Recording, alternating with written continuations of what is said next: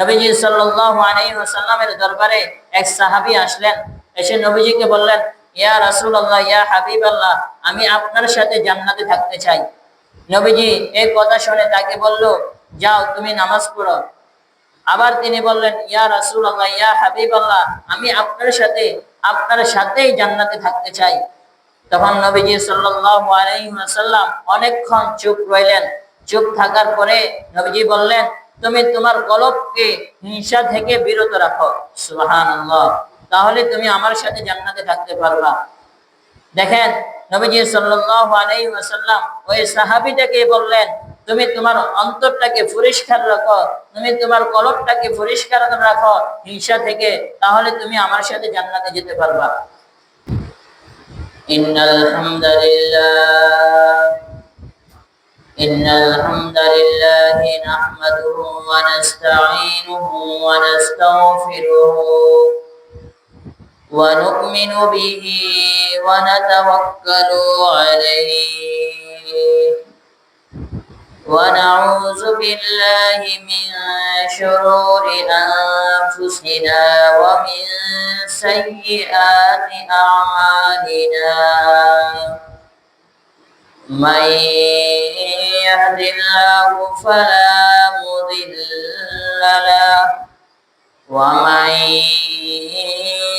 يضلله فلا هادي له ونشهد أن لا إله إلا الله وحده لا شريك له وأن سيدنا ومولانا محمدا عبده ورسوله الذي أرسله بالحق بشيرا ونذيرا وداعيا إلى الله بإذنه وسراجا منيرا.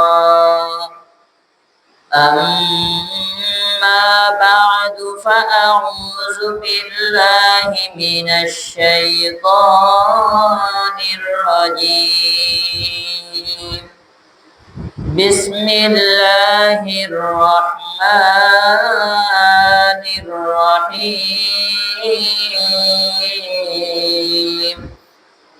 ود كثير من أهل الكتاب لو يردونكم من بعد إيمانكم كفارا وقال النبي صلى الله عليه وسلم إياكم والحسد فإن الحسنات كما تأكل النار الحطب أو كما قال النبي عليه الصلاة والسلام.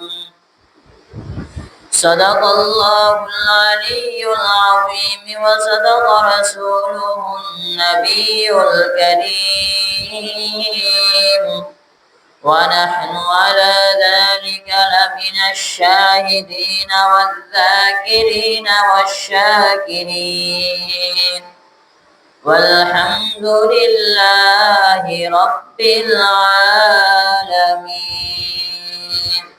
সকলে মুহাব্বতের সাথে দুরূদ ইব্রাহিম পড়ে।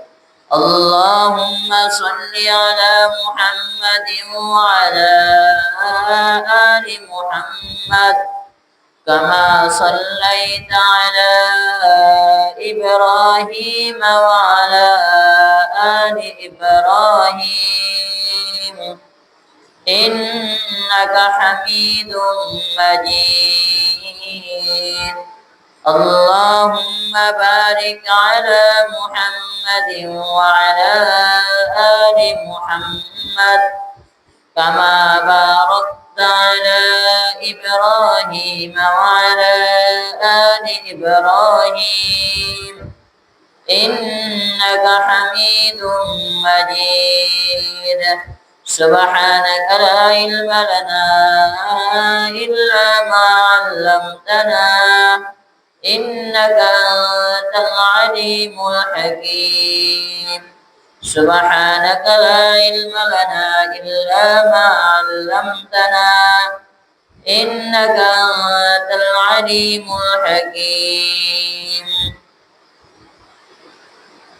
মহান রব্বুল আলামিনের দরবারে শুকরিয়া আদায় করছি যে মহান রব্বুল আলামিন আমাকে আপনাকে গত জুমা থেকে এই জুমা পর্যন্ত একটি সপ্তাহ হায়াতে তয়্যিবা দান করে মসজিদে জুমার নামাজ আদায় করার জন্য এই দুনিয়ার হাজারো ব্যস্ততা থেকে ফারেক করে আসার বসার তৌফিক দিয়েছেন সেই মহান রব্বুল আলামিনের দরবারে সকলে মন খুলে আওয়াজ করে সকলে মহান রব্বুল আলামিনের শুকরিয়া আদায় করি, সকলে বলি আলহামদুলিল্লাহ। সম্মানিত উপস্থিতি, আজকে এমন একটি বিষয় নিয়ে আলোচনা করব যে বিষয়টি আমাদের সমাজের মধ্যে প্রত্যেকটা মানুষের অন্তরের মধ্যে রয়েছে। সেই বিষয়টা হচ্ছে হিংসা। হিংসা সম্পর্কে কোরআন এবং হাদিসের মধ্যে অনেক ভয়াবহ আকারে তুলে ধরা হয়েছে। কুরআনুল কারীমের মধ্যে আল্লাহ তাআলাও বলেছেন এই হিংসা সম্পর্কে। নবীজি সাল্লাল্লাহু আলাইহি ওয়াসাল্লাম অসংখ্য হাদিসের মধ্যে এই হিংসা নিয়ে আলোচনা করেছেন। তাই আমিও এই হিংসা সম্পর্কে আপনাদের সামনে আলোচনা করার চেষ্টা করব ইনশাআল্লাহ।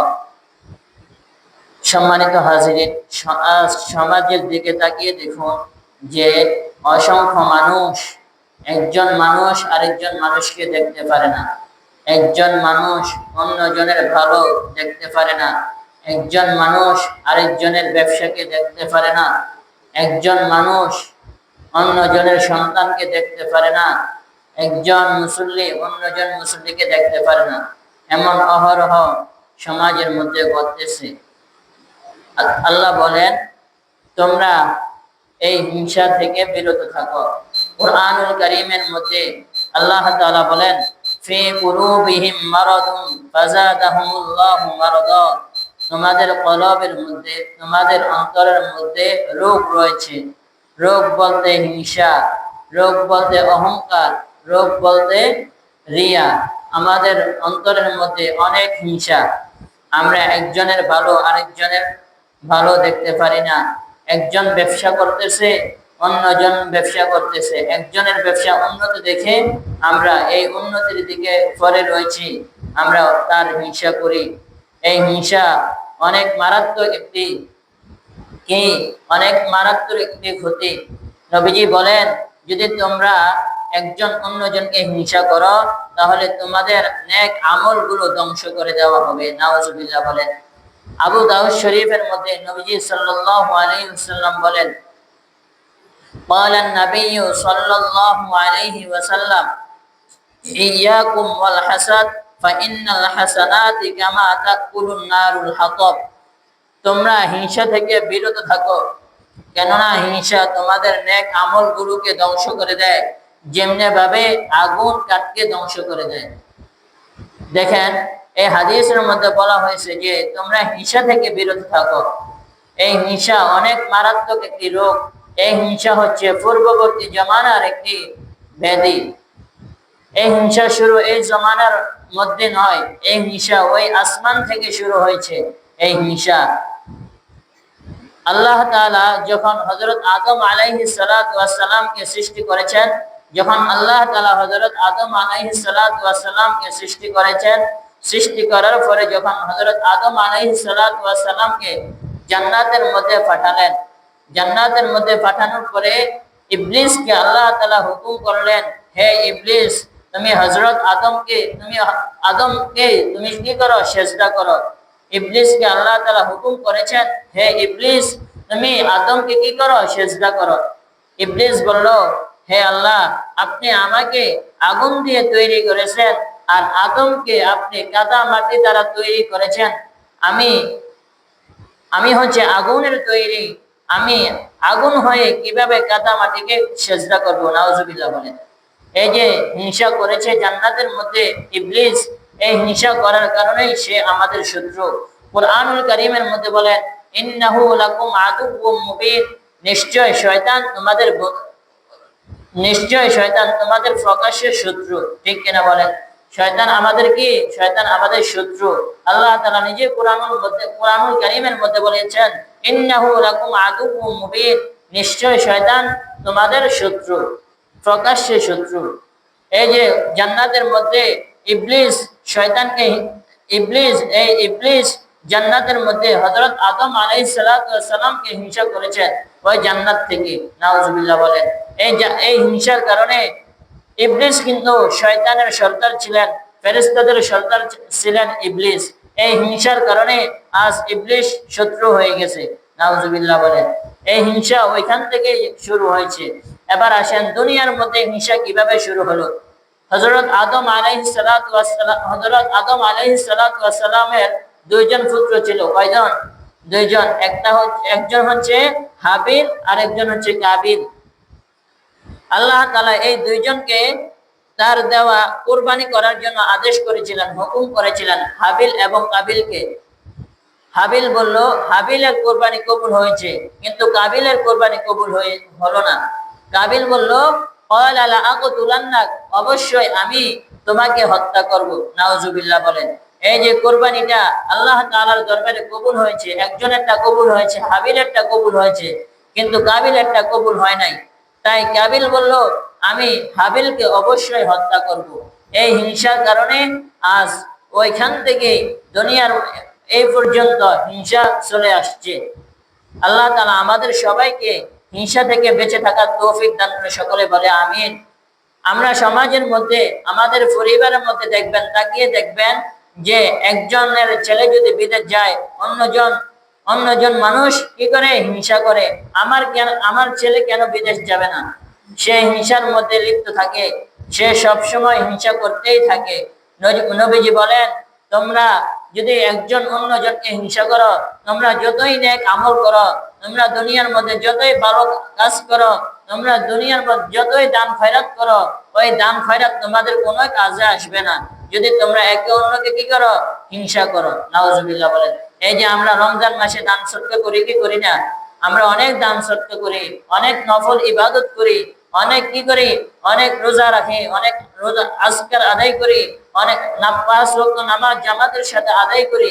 কিন্তু আমরা যখন একজন মানুষের ভালো দিকটা দেখতে পারি না, একজন মানুষের ভালো আচরণ দেখতে পারি না। দুনিয়ার মধ্যে অনেক সমাজের মধ্যে এমনও মানুষ দেখা যায় যে একজন 10 তলা বিল্ডিং করেছে, ওই বিল্ডিংটা তার হলো না কেন? সে হিংসায় সে নিজে নিজে জ্বলে যেতেছে। সমাজের মধ্যে দেখুন, সমাজের মধ্যে তাকিয়ে দেখুন, যখন কোনো একজন মানুষ 3 বিঘা জায়গা কিনে, ওই অন্য হিংসুক মানুষ ওই 3 বিঘা জায়গা কিনলো কেন? সে হিংসায় জ্বলে ফুরে গেছে। এমন মানুষ আছে না দুনিয়ার মধ্যে? সমাজের মধ্যে একজন মানুষ একটি দোকান দিয়েছে, অন্যজন মানুষ দোকান দিতে পারে না, এই কারণে সে হিংসা করে অন্যজন মানুষকে। এমন অসংখ্য মানুষ সমাজের মধ্যে বাস করে। আমাদের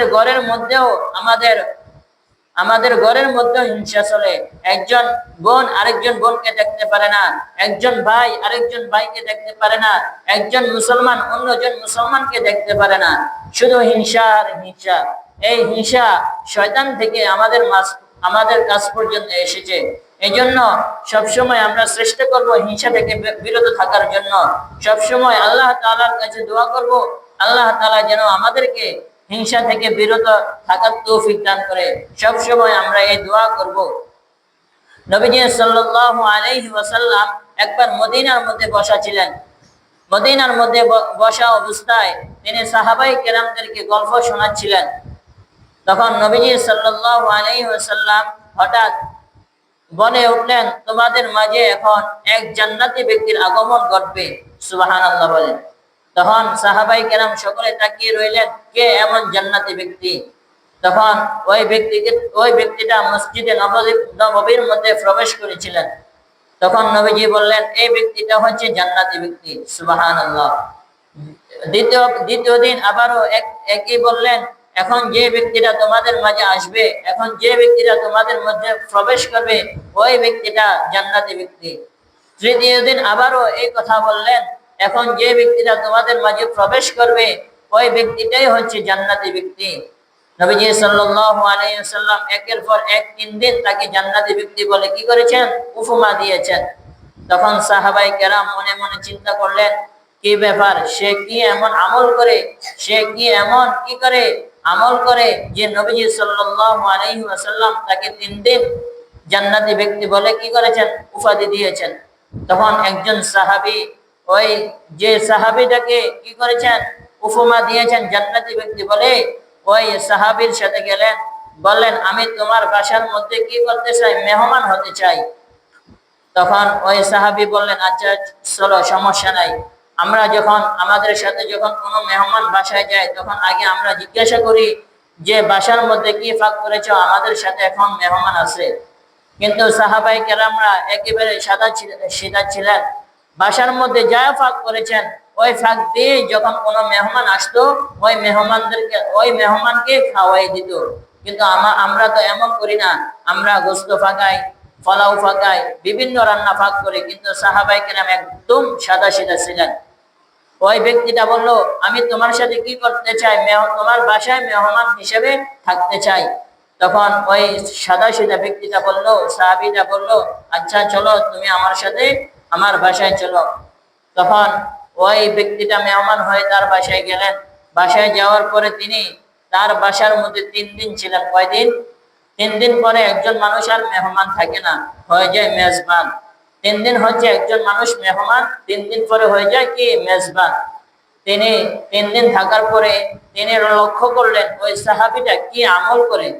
তিনি দেখতে পেলেন তিনি ফজরের সময় আগে আগে মসজিদে চলে আসে, নামাজ পড়ে রোজা রাখে, অন্য কোনো বাড়তি আমল রাখে না। 5 ওয়াক্ত নামাজ জামাতের সাথে আদায় করে, বাস এতটুকুই। তখন 3 দিন পরে ওই সাহাবীটাকে বলল মেহমান, হে আমার ভাই, নবীজি সাল্লাল্লাহু আলাইহি ওয়াসাল্লাম তোমাকে 3 দিন আমাদেরকে বলেছেন তুমি জান্নাতি, তুমি কি এমন আমল করো, তোমাকে নবীজি বলেছেন জান্নাতি।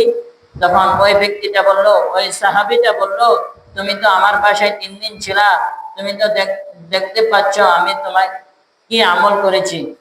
তখন ওই ব্যক্তিটা বলল, তুমি কি এমন আমল করো আমাকে বলে দাও। তখন ওই সাদা সাদা সিধা মানুষটা বলল, আমি তেমন কোনো আমল করি না, আমি শুধু মানুষদেরকে ভালো মানুষ হিসেবে জানি, আর হিংসা থেকে আমি বিরত থাকি। সুবহানাল্লাহ বলেন।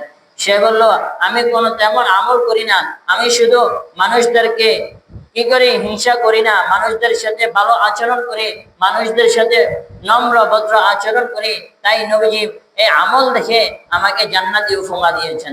সুবহানাল্লাহ। এই জন্য বলি, আমার আপনার কলব যদি হিংসা থেকে দূরে রাখতে পারি আমার আপনার কলবকে, তাহলে আমরা জান্নাতি মানুষ হিসেবে পরিচয় লাভ করতে পারবো। নবীজি সাল্লাল্লাহু আলাইহি ওয়াসাল্লাম হাদিস থেকে জানা যায়, যারা